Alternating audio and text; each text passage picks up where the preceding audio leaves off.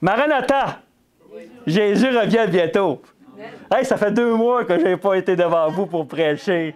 J'ai été malade, j'étais parti en vacances pour 1 mois. J'avais dit à Sébastien, je ne prêche pas pour le mois de mars. Je n'ai aucun travail parce que je pars en vacances. Puis je suis revenu malade après. Ben, pas là-bas, mais 1 semaine après, j'ai tombé malade. En tout cas, là, je commence aujourd'hui à prêcher au mois de mai. Dieu est bon. J'avais des doutes encore que si j'étais capable de prêcher. Là, tout, elle reste pas. Je fais un effort, puis je commence à tousser encore. Priez pour moi pour que je retrouve la santé. Parce qu'il y a une raison pourquoi Dieu a permis que je sois malade. Puis là, je vais vous partager ça tantôt. On va arriver à ça tantôt. Avez-vous vraiment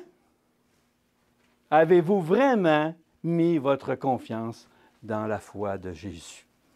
C'est le point de départ, c'est le début qu'on commence. Et nous ne pouvons pas entretenir l'illusion que parce que je vais à l'église le samedi, que je lis ma Bible occasionnellement, que je ne manque pas souvent à l'église, ça ne veut pas dire que je suis un vrai chrétien. Puis ça, il faut se poser la question. Parce que ça, Paul nous dit, toutes les fois, de Corinthiens 13, verset 5, il nous dit, examinez-vous vous-même. Première chose, il nous dit, examinez vous-même, vous, pour savoir si vous êtes dans la foi. Ça se peut qu'on ne soit pas dans la foi. Mettez-vous vous-même à l'épreuve. Ne reconnaissez-vous pas que Jésus-Christ est en vous? À moins que peut-être que vous ne soyez disqualifiés. Wow! Ça, c'est en second 21, être disqualifié. Il est nécessaire de connaître Christ de tout son cœur, de toute sa pensée, de toute sa force, d'être venu à lui pour avoir le salut, vraiment, puis d'avoir confessé tous nos péchés. Qu'est-ce qui s'est passé? Et demander d'avoir son cœur lavé par lui constamment, puis purifié de toutes sortes de choses qui peuvent arriver pour qu'il n'y ait rien, qu'il n'y ait aucun fossé entre vous et Jésus. C'est ça, être chrétien. Jésus, lui, il circulait à travers la Palestine, dans la Galilée. Il faisait des miracles. Il sauvait des personnes qui étaient malades. Il faisait des guérisons. Puis il faisait plus que s'en parlait dans la Palestine. Pour les autres, ça montrait au monde entier que lui, il est capable de contrôler le naturel. Il y a l'absolu Jésus sur le naturel. Puis même, il sortait des démons des personnes. Hey, sortir des démons des personnes. Ça veut dire qu'il y avait le contrôle, Jésus, sur le surnaturel. C'était pas n'importe qui, Jésus. Son enseignement était surprenant. Les gens, quand ils l'entendaient, il n'y a jamais un homme à parler comme lui. Il était troublé de voir que c'est quand il parlait, Jésus. J'espère que ce matin, vous allez être troublés aussi. Parce que ce n'est pas moi qui parle, c'est Jésus. Amen? Quand ils écoutaient Jésus, les gens, ils étaient « Wow! Quel homme! » Puis on voyait qu'on pouvait le mettre, à cause de toutes ces guérisons, il disait juste une parole, il pouvait faire de la nourriture, apparaître de la nourriture. Il n'y avait plus rien qui manquait aux personnes. Tout le monde était rassasié. Juste quand lui, il parlait. Il guérissait. Il faisait du bien aux gens. On était attirés par lui à cause qu'il faisait ça. Les miracles, de ses paroles, des guérisons, la nourriture. Les gens allaient là l'écouter. Ils voulaient vivre une vie sans maladie. J'aurais aimé ça, vivre ça dans les derniers mois, de vivre sans maladie. C'est-tu merveilleux? On veut tout ça, être pas malade, hein? Ils pouvaient nourrir une grande foule en pas grand temps. Juste à dire le mot, de nourrir, demander à son père, puis la nourriture était là. Fantastique. Tant que Jésus, le peuple, tant qu'il parlait des choses sociales, tant qu'il parlait le domaine physique, d'être en bonne santé, tant qu'il Il guérissait des gens qui sortaient le démon dans les gens. Tout le monde était content d'être avec lui. Tout le monde, sans exception. Tous voulaient le suivre. Les gens, ils pensaient qu'il allait avoir une autre étape à suivre, que Jésus allait suivre une autre étape de plus. De se lever debout, puis de dominer sur la politique, dans le domaine politique, puis dans le domaine militaire. De renverser les Romains. Mais Jésus n'a pas embarqué dans ça. Pourtant, il avait le pouvoir de le faire. Il espérait qu'il mette en œuvre pour sauver, pour que Israël soit le pays le plus haut, le plus beau du monde. Il était le pays le plus beau, puis que toutes les autres nations soient en admiration devant ce groupe-là, Israël. Mais la seule chose que Jésus voulait, quand il faisait des miracles ou quand il faisait les nourrir, de donner des bons messages d'encouragement, c'était qu'ils puissent changer leur vie. Qu'ils changent dans leur vie. Puis à chaque fois que Jésus allait plus loin dans ça, de plus en plus les gens se retiraient de lui. Pourtant, il voulait changer les gens. Il ne voulait pas les forcer, mais il les mettre devant le fait accompli pour qu'ils deviennent des meilleures personnes. Il voulait faire ça. C'était son but le plus intime. Si vous avez entendu la vérité, si vous avez été exposé à la réalité de Jésus et que vous ne croyez pas, vous partez sur tous les points. C'est comme l'incrédulité.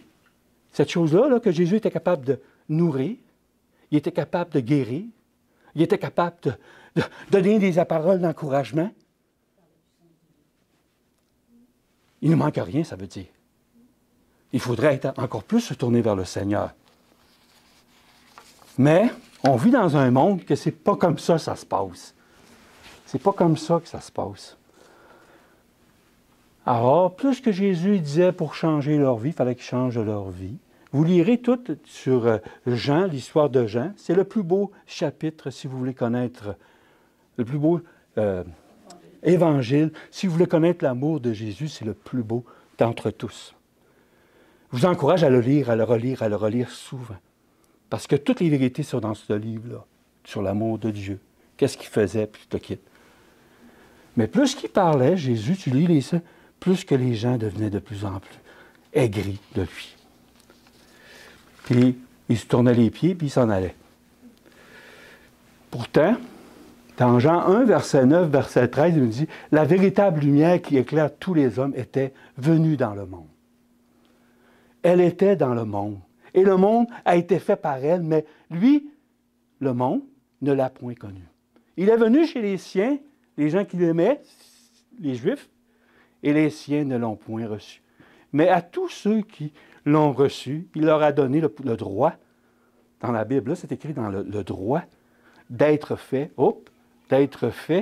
enfants de Dieu, savoir à ceux qui croient en son nom, qui ne sont point nés du sang, ni de la volonté de la chair, ni de la volonté de l'homme, mais de Dieu.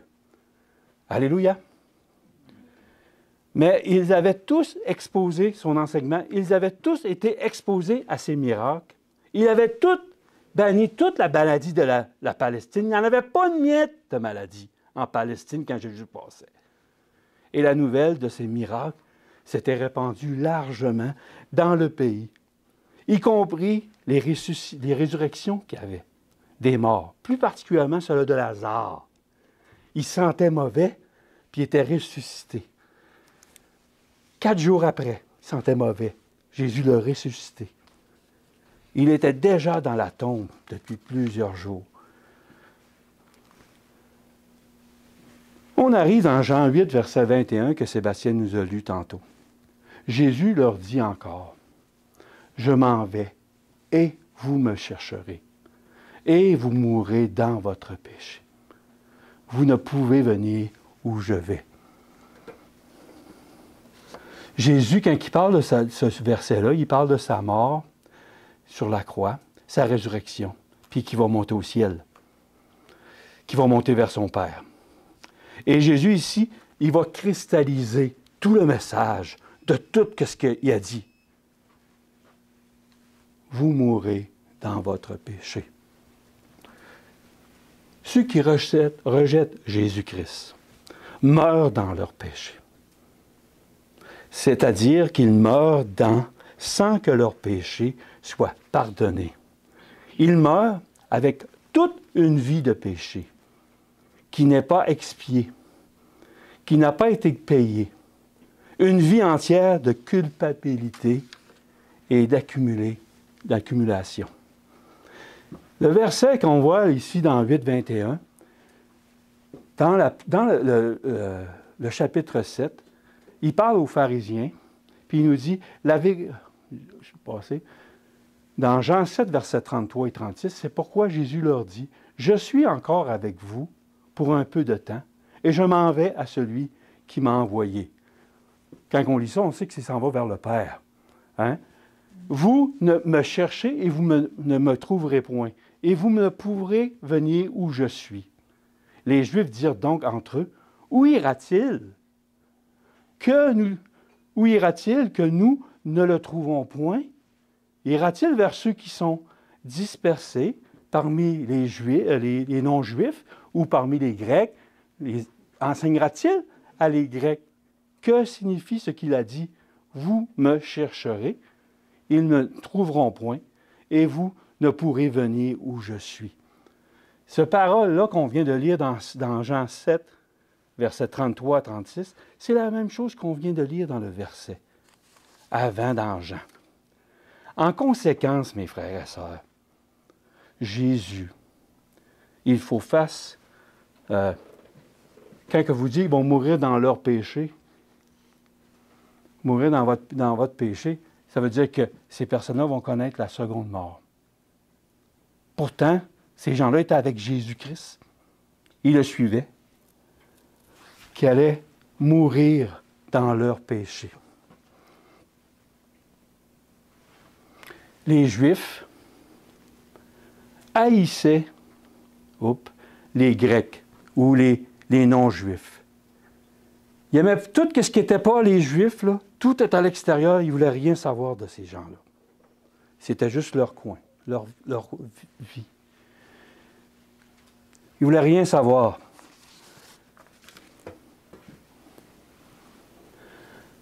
Quand je lis ça ici, pour moi, c'est une tragédie. Ça me fait mal de voir ça. Je ne sais pas, vous mourrez dans votre péché. Je ne sais pas comment ça vous fait. Ça fait mal. Tu as suivi Jésus toute ta vie, puis Jésus dit dans cette parole-là, c'est lui-même qui l'a dit, vous mourrez dans votre péché. Pourtant, quand on a Jésus-Christ, Jésus, là, en faisant la puissance de la croix, vous savez, quand Jésus est mort sur la croix, il dit, en faisant mourir Jésus à la croix, Dieu a aussi fait mourir la seconde mort. Si je reste accroché à Christ, je regarde à la croix de Jésus, la seconde mort n'a aucun pouvoir sur nous. Aucun pouvoir. Vous savez, c'est quoi la seconde mort? C'est la séparation pour l'éternité avec Dieu.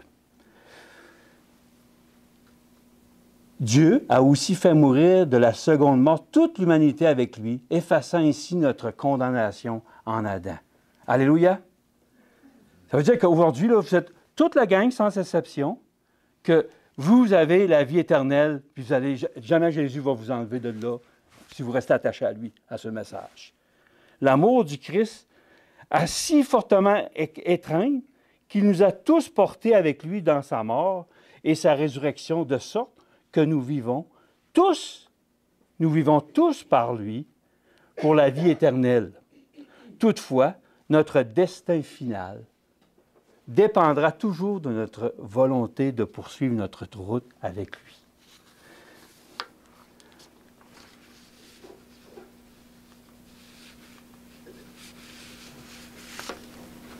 Et ces choses ont été écrites afin que vous croyiez que Jésus est le Christ, le Fils de Dieu, et qu'en croyant, vous ayez la vie par son nom. Ça veut dire qu'on a la vie éternelle, on accepte le sacrifice de Jésus puis qu'on reste accroché à ce sacrifice-là. C'est ça la bonne nouvelle. Ça vous dirait, ça ne vous rend pas heureux? Oui. Le sourire, rien, vous êtes tous sérieux, là? Parce que c'est important. Ça, faut que ce soit la véritable, vraiment, la foi de Jésus. Ce message-là, le Fils de Dieu. Mes frères et sœurs, il est important, primordial, d'une extrême gravité, de lire le chapitre 1 à 8 pour que vous puissiez comprendre, saisir ce qu'on va lire dans le chapitre 8 qui est la suite. Il faut s'examiner nous-mêmes, parce que Jésus pose des questions aux gens dans cette chose-là, puis il nous montre qu'est-ce qu'on vit présentement dans le monde qu'on vit aujourd'hui. Il vivait ça, il dit aux gens qui vivaient dans le temps de Jésus, mais c'est le même message pour nous. Vous mourrez dans votre péché. J'espère que ça vous touche de faire que si vous restez comme ça, vous allez mourir dans votre péché. Comment cela arrivera-t-il? C'est pour moi la même chose. Je vous le dis ça, c'est pour moi aussi, si je vais mourir dans les péchés. Laissez-moi vous montrer que 4 raisons pourquoi que Dieu dit ça, Jésus, il nous parle de ça.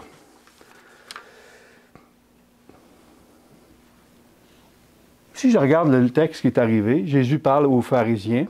Il nous dit, c'est la première chose qu'on doit comprendre, que si on ne veut pas être mort dans nos péchés, il ne faut pas être pharisien. Du tout. Pharisien. De ne pas voir les autres, les gens qui sont du dehors. On emporte des jugements vers les gens qui sont dans le dehors ou qui font du péché, qui sont dans le péché. On juge souvent, ils ne sont pas corrects, les gens. Mais Dieu dit ne pas les juger. Parce que, regarde-toi toi-même avant. Sébastien le dit, regarde la poutre que tu as en toi avant de parler de l'autre. Souvent, on dit les gens ne sont pas corrects dans l'erreur. Mais il faut toujours s'examiner, mes frères et sœurs. Parce que sinon, on devient comme un pharisien. Soyez satisfaits de vous-même, mes frères et sœurs. Ça fera l'affaire. C'est garanti de mourir dans vos péchés. C'est d'être totalement satisfait de votre manière de vous plaire à Dieu. Croyez que vous pouvez être assez bon ou assez religieux ou que vous priez assez, que vous allez à l'Église assez souvent, que vous êtes assez moral, que vous avez de bonnes actions qui pèsent plus lourd que vos mauvaises actions. Soyez simplement un propre juste. Jésus leur dit encore, je m'en vais, et vous me chercherez, et vous mourrez dans votre péché. Vous ne pouvez venir où je vais. Les Juifs disaient, donc, se tuera-t-il lui-même? Puisqu'il dit, vous ne mourrez, vous pouvez venir où je vais. Les Juifs, ils méprisaient le suicide. Pour eux, ceux qui se suicidaient, c'était malédiction pour tout le temps. Puis ils voulaient que Jésus se suicide, qu'elle se suicider. Voilà peut-être qu'il va se tuer, se suicider, un endroit où nous irons sûrement jamais. Ils le ridiculisaient quand que Jésus venait de dire, vous allez mourir dans votre péché, ça devrait les réaliser. Non! Il veut mourir, il s'en va, on n'ira pas où il va, là. Il restait sourd à ce que Jésus venait de dire, de mourir dans leur péché. Pourtant, ça devrait être ça l'aurait touché. Au lieu de le toucher, non. C'était le contraire. Il ridiculisait ça.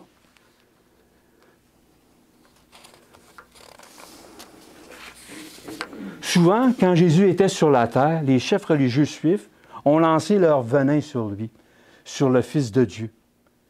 Il allait mourir. Mais sa mort ne fut pas un suicide. On sait comment il est mort, Jésus. Une mort volontaire de son choix, de son propre choix. Prêt à faire cela pour chacun d'entre nous. Oui, il s'est sacrifié, mais ce n'est pas lui qui s'est sacrifié. Il s'est laissé entre les mains des hommes, puis les hommes l'ont sacrifié.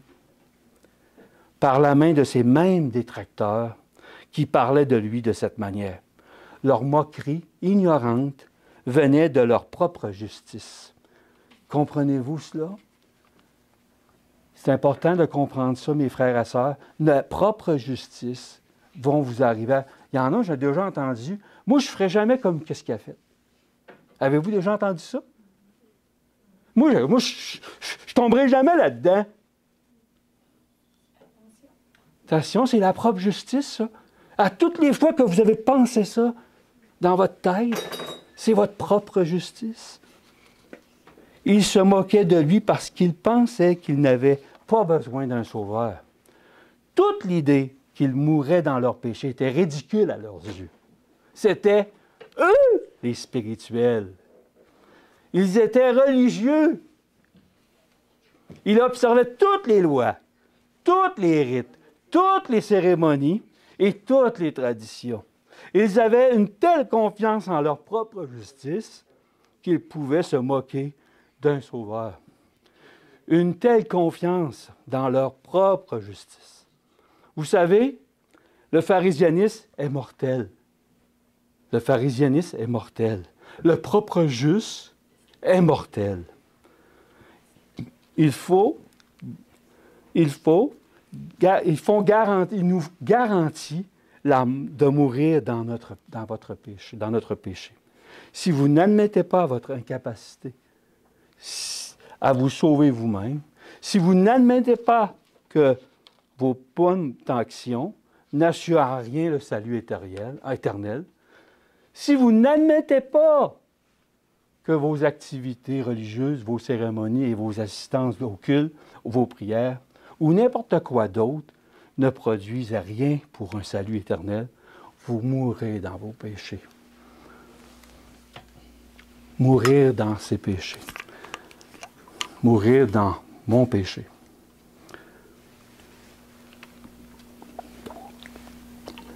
Le pharisien, se tenant debout, priait ainsi en lui-même, « Ô Dieu, je te rends grâce de ce que je ne suis pas comme le reste des hommes, qui sont ravisseurs, injustes, adultères, ni aussi comme ce péager.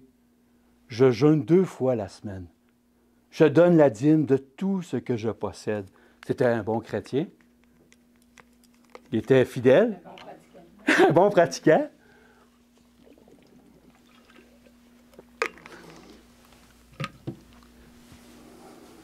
Il y en a, je ne sais pas, imaginez que toute l'Église, tous les gens qui sont même dans l'Église,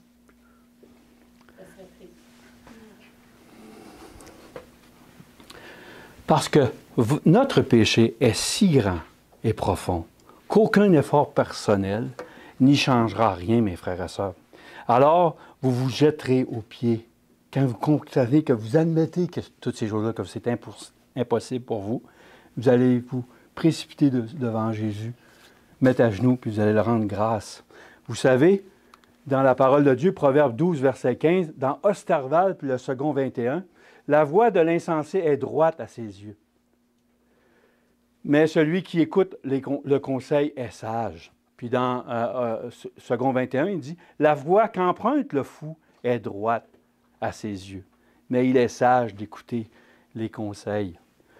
Les pharisiens n'écoutaient pas les conseils de Jésus. Pourtant, ils étaient des sages, ils se croyaient sages, puis ils n'écoutaient pas. Un fou, c'est encore plus un propre juste. C'est plus fou que tout un propre juste, mes frères et sœurs.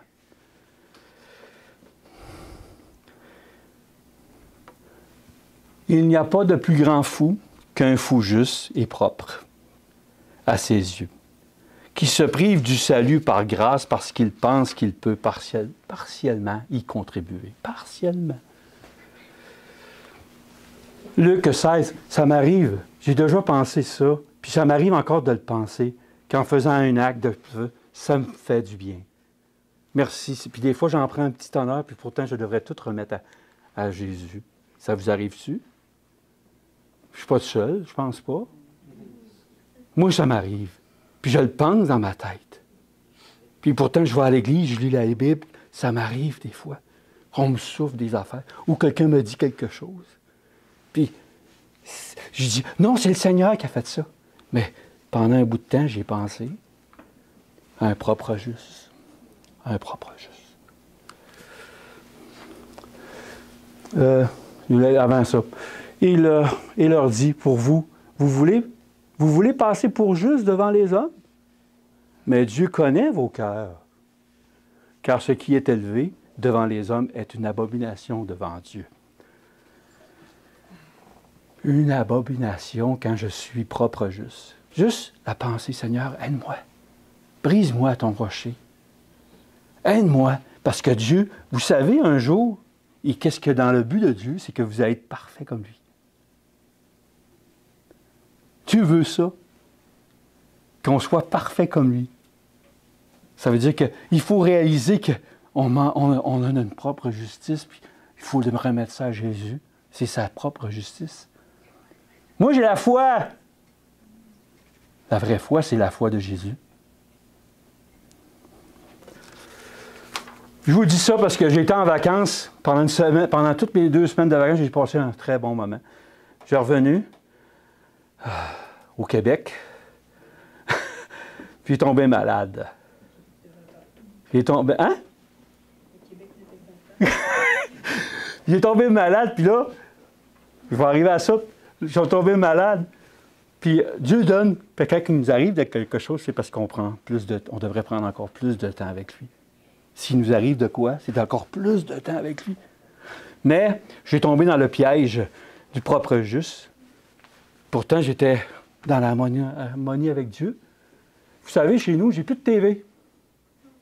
J'ai plus de TV et de télévision. Ça fait 2 ans et demi, 3 ans que j'ai plus de télévision. Mais j'ai encore un écran. Un écran. Un titre. Un portable. J'écoute ça. J'écoute les nouvelles. J'écoute des séries. C'est pas la faute de ma femme. Ma femme a été abonnée avec Radio-Canada pour des séries. Puis le kit, on peut écouter des séries en continu. Puis écoutez ça, il continue. J'ai tombé dans ce piège-là d'écouter des séries en continu pendant que j'étais malade.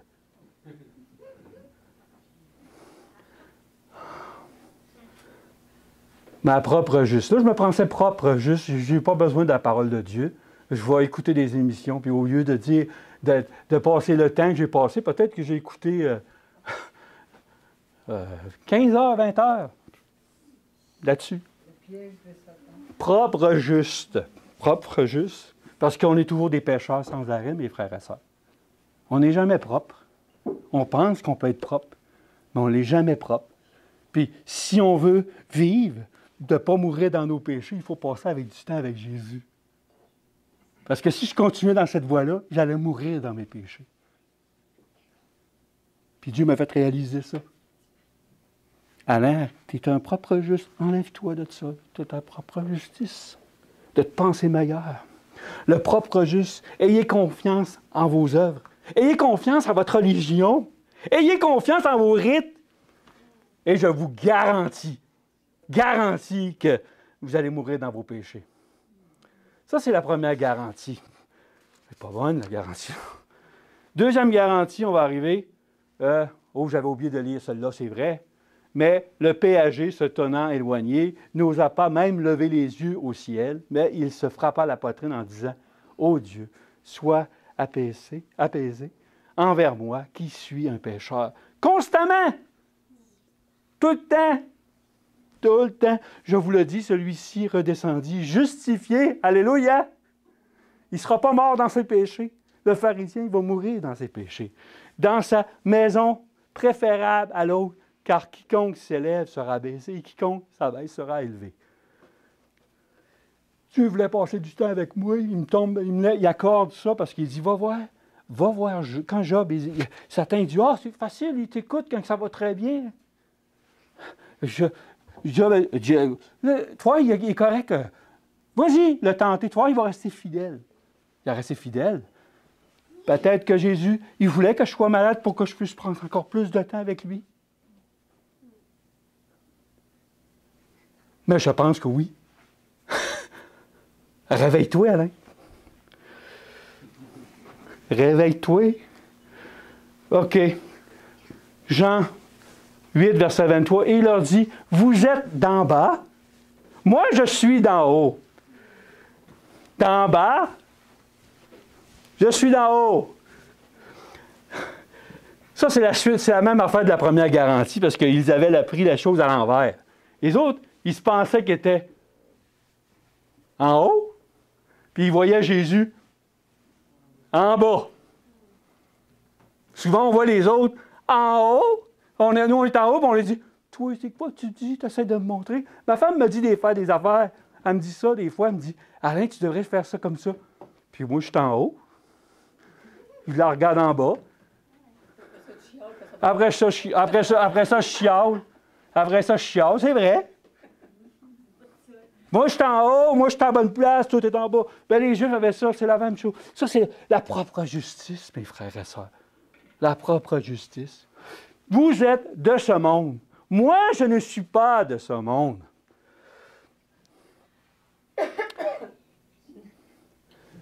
C'est d'être mondain, mes frères et sœurs. D'être attaché à la terre, de ce qui se passe autour de nous. Être préoccupé du monde. Vivre pour le monde. Vivre pour un système temporel. Vivre pour les idéologies du système de ce monde. On appelle ça le système spirituel de l'invisible qui domine le monde. C'est le système du mal, le monde. Satan, le diable, est le Dieu de ce temps, le prince de ce monde. C'est lui qui a orchestré un système de croyance, un système de morale, un système de religion, un système d'idéologie, un système de comportement, un système de matérialisme et tout ce qui s'oppose à Dieu. Dans 2 Romains 10, versets 4 et 5, en effet, les armes avec lesquelles nous combattons ne sont pas humaines, mais elles sont puissantes grâce à Dieu pour renverser les forteresses. Nous renversons les raisonnements et tout obstacle qui s'élève avec orgueil contre la connaissance de Dieu. Tous les systèmes qu'il y a dans notre planète, mes frères et sœurs, sans exception, sont tous là par orgueil pour détruire la connaissance de Dieu. Sans exception. Vous aimez le monde? Quand j'écoute une émission, j'aime le monde. Quand je fais de quelque chose qui passe avant Dieu, j'aime le monde. Si mon travail passe avant Dieu, j'aime le monde. Ça vous arrive-tu de passer du temps plus avec... Moi, ça m'arrive. Il nous dit, dans Luc 16, verset 8, « Et le maître loua cet économe infidèle de ce qu'il avait agi avec habileté. » La personne qui est dans le monde, il nous dit, est fidèle car les enfants de ce siècle sont plus prudents dans leur génération, sont plus passionnés que les enfants de Dieu, les enfants de lumière. Parce qu'ils passent plus dans le monde. Ils font même des affaires croches pour être montés dans l'échelle. Nous autres, on devrait encore plus faire des affaires de bien. Le système est hostile à Dieu. Le système est hostile à Christ. Il est dominé par le matérialisme, c'est-à-dire préoccupé de ce qu'il est passager. Il est dominé par l'humanisme, l'adoration de l'homme et l'élévation de l'esprit de l'homme, en allant même jusqu'à se racheter lui-même. Il est dominé par l'épanouissement physique dans le plaisir, par l'ambition charnelle, par l'orgueil, la cupidité pour se faire plaisir. Ses opinions sont fausses, ses buts sont égoïstes, ses plaisirs sont pervers. Dans « N'aimez point le monde », c'est dans 1 Jean 2, verset 15, « ni les choses qui sont dans le monde. Si quelqu'un aime le monde, l'amour du Père n'est point en lui. » C'était le moment des élections. Je ne sais pas si vous avez été là voter. Moi, j'ai été voté aux élections. J'ai suivi ça. Qu'est-ce qu'il allait avoir comme élection? Qu'est-ce qu'il allait gagner? Puis, j'ai perdu mes élections. J'ai perdu mes élections. Puis, quand j'ai vu comment ça s'est passé, j'étais frustré pourquoi j'avais perdu mes élections. Pourtant, je sais que ces choses-là c'est rien, là.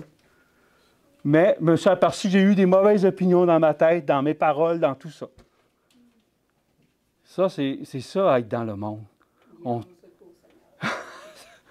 Le monde est là qui nous entoure, toute la gang.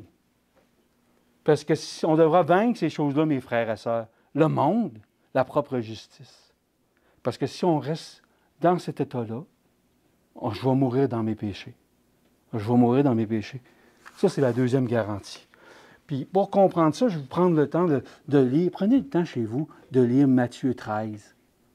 Jésus nous donne deux paraboles qu'il y a là-dedans. La parabole du semeur puis la parabole de l'ivraie. Relisez-les, les deux. Puis vous allez voir que c'est dans notre paume. Vous allez voir que plus que vous allez le lire, plus que vous allez voir qu'il faut que le Seigneur me libère de ma propre justice puis du monde qui m'entoure. Qu'on ne soit pas attaché par ces choses-là. Pour sauver et révéler l'humanité perdue, Jésus a pris la nature de ceux qui sont tombés, c'est-à-dire la nature de l'homme. Après la chute d'Adam, affaibli des milliers d'années de dégénérescence, et c'est dans cette nature qu'il a remporté la victoire sur le péché, sans jamais pécher lui-même. Ça, c'est Jésus. Ça, c'est la nature humaine de Jésus. Tout en se refusant volontaire l'utilisation de ses attributs divins, il était omniscient, omnipotent, omniprésent, afin de revêtir notre forme humaine dans sa faiblesse. Jésus n'a jamais cessé d'être Dieu et pouvait en tout temps reprendre ses attributs et sa forme divine. Toutefois, il ne l'a jamais fait. La justice du Christ n'était pas inhérente à sa nature, mais existait. Et elle existait, sa nature, sa justice, elle existait par la foi qu'avait en son Père. Car sa volonté humaine faisait l'obstacle à la volonté de Dieu. Il eut à renoncer à sa propre volonté en vue de suivre celle du Père. Dieu permit à son Fils de venir dans un monde dont Satan se prétendait le maître et d'y venir sous la forme d'un faible petit enfant, Jésus, sujet aux infirmités humaines. Il lui permit d'encourir les dangers de la vie en commun avec tous les autres hommes, de livrer bataille contre tous les enfants de l'humanité au risque d'un insuccès et d'une perdition éternelle. Ça, c'était dans Jésus-Christ, page 34. Le salut ne dépend pas de notre recherche de Dieu, mais de se laisser approcher de lui. Car l'amour de lui est un amour actif et non passif. Toutefois, notre destin final dépendra toujours de notre volonté de le suivre. C'est la contemplation de l'agneau de Dieu sur la croix du Calvaire qui commence à nous révéler le mystère de la rédemption. Et la bonté de Dieu qui éclate nous emmène à la repentance. Le pécheur peut résister à cet amour, refuser de se laisser attirer par le Sauveur, mais il ne résiste pas. Il sera attiré vers lui. C'est pourquoi je vous le dis. Puis là, il dit deux fois dans le verset 24. C'est pourquoi, après avoir dit les deux affaires, la propre justice puis le monde, il dit, c'est pourquoi je vous le dis, que vous mourrez dans votre péché. Si vous ne croyez pas ce que je suis, vous mourrez dans vos péchés. Propre juste, c'est garanti qu'on va avoir la mort éternelle. Aimer le monde, c'est garanti qu'on a la mort éternelle. C'est l'incrédulité qui est le je suis. C'est sûr qu'on va avoir la perdition éternelle. On l'a dit tantôt, les choses ont été écrites afin que vous croyiez que Jésus est le Christ, le Fils de Dieu, et qu'en croyant, vous ayez la vie par son nom. Personne n'est obligé à mourir, mes frères et sœurs, dans ses péchés. Mais celui qui persévère dans le rejet mourra dans ses péchés, dans l'incrédulité. Si vous ne croyez pas que moi je suis, vous devez croire que moi, je suis. C'est quoi ça veut dire? Qu'est-ce que ça veut dire pour nous, ça, qu'il est le je suis? Plus? Qu'est-ce que ça englobe? Si vous devez croire à la vérité concernant Christ, voici ce que ça comprend. Tout d'abord, vous devez croire, car Christ a dit qu'il est un avec le Père. Il est un avec le Père. Ils sont pareils, Jésus et son Père. Qu'il est éternel, qu'il existe même avant Abraham. Il était là à la création. Vous devez croire qu'il s'est incarné sous forme humaine, qu'il était Dieu totalement quand il était sur la terre. Le Fils de Dieu, qui était Dieu, il était égal avec son Père, qu'il est venu dans le monde et qu'il a vécu sans péché. Ce qui est à rencontre. Si je crois qu'il est sans péché,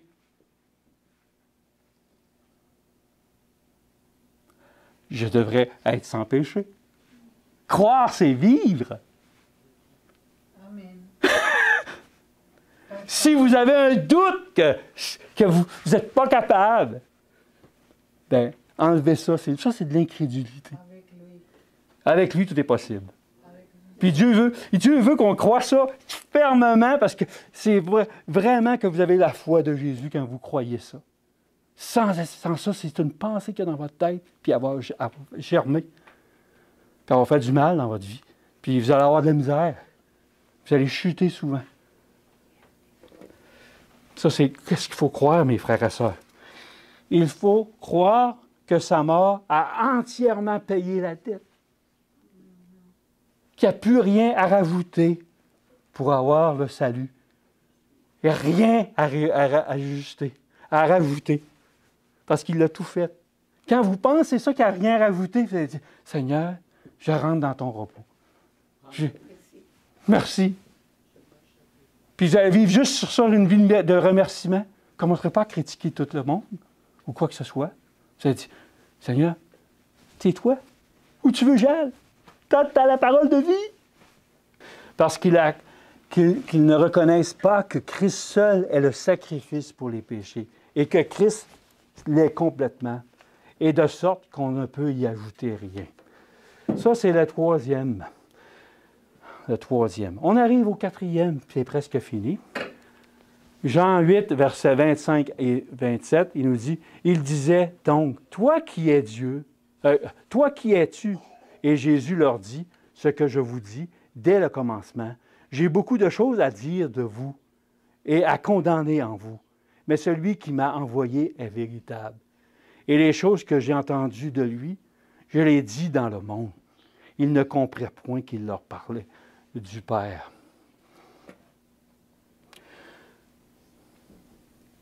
C'était incroyable. Il avait vu faire des miracles, des guérisons. Il avait entendu ses paroles, c'était des paroles vivantes. Puis il nous dit, toi, qui es-tu? Ça fait mal. Toi, son peuple. Toi, qui es-tu? Puis ils ne comprirent point qu'il leur parlait du Père. Quand tu lis les versets avant, il parle du Père, qu'il allait venir, que lui faisait toutes ces choses, puis ils ne comprirent pas qu'il venait du Père. Ils étaient bornés. Ils étaient bouchés. Ils étaient têtus. Ils étaient boqués. Si vous me cherchez de tout votre cœur, Jésus dit, vous trouverez. Quand vous êtes prêts à faire la volonté de Dieu, vous connaîtrez mon enseignement. Vous saurez alors que je parle de la part de Dieu.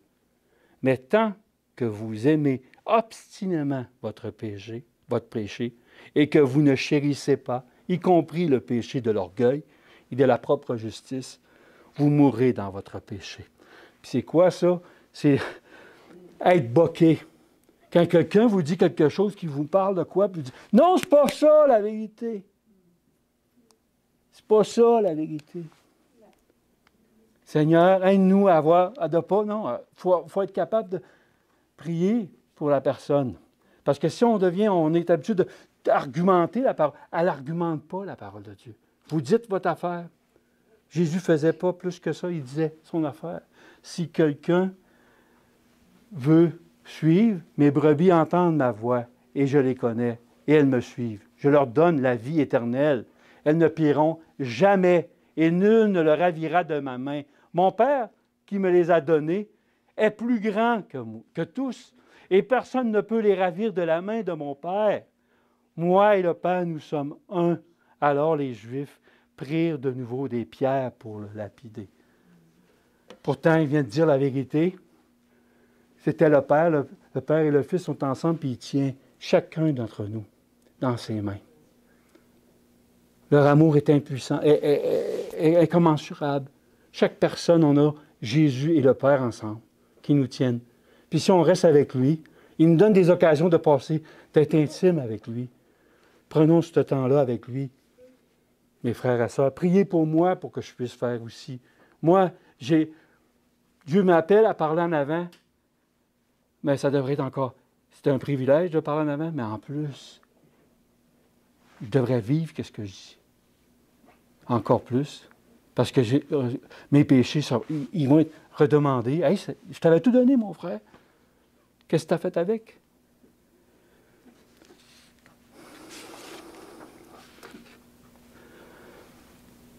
Quand tu t'arrêtes un peu là-dessus, mourir dans ses péchés, dans nos péchés.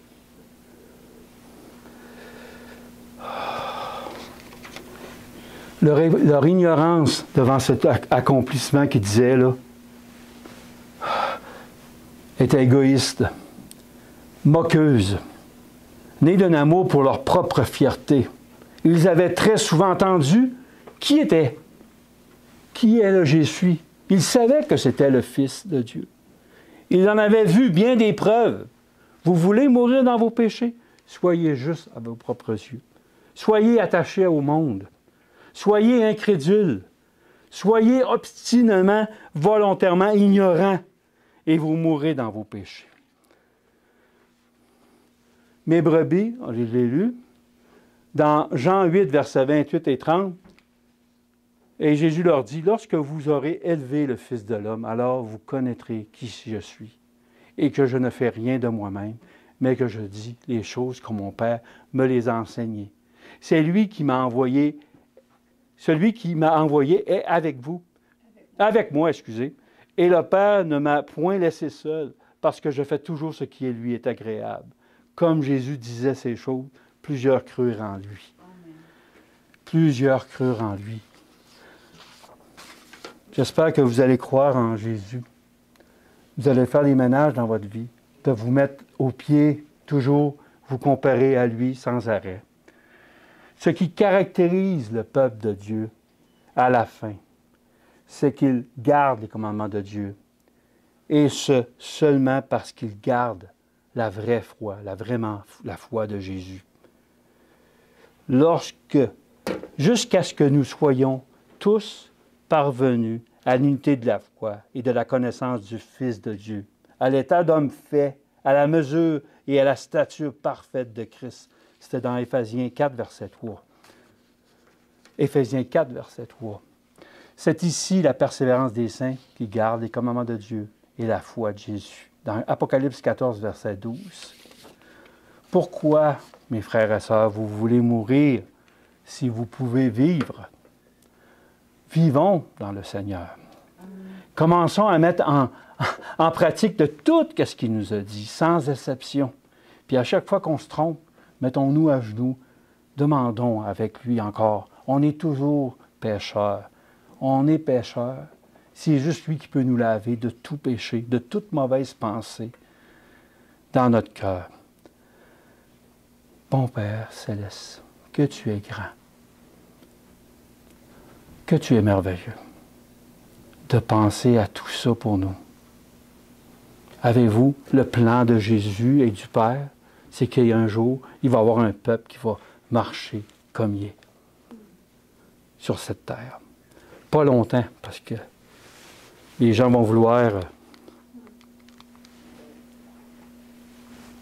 tuer, de lapider, et lapider tous ceux qui vont marcher droit. Vous allez être persécutés. Mais Dieu, c'est par le sang, lui, c'est par le sang qui a emmené les gens au Seigneur, au Père. C'est par notre sang qu'on va emmener des gens pour le Seigneur. C'est lui qui va faire ça dans notre vie, ce miracle-là dans notre vie. On va se mettre à genoux pour demander au Seigneur de nous bénir, de briser notre emprise.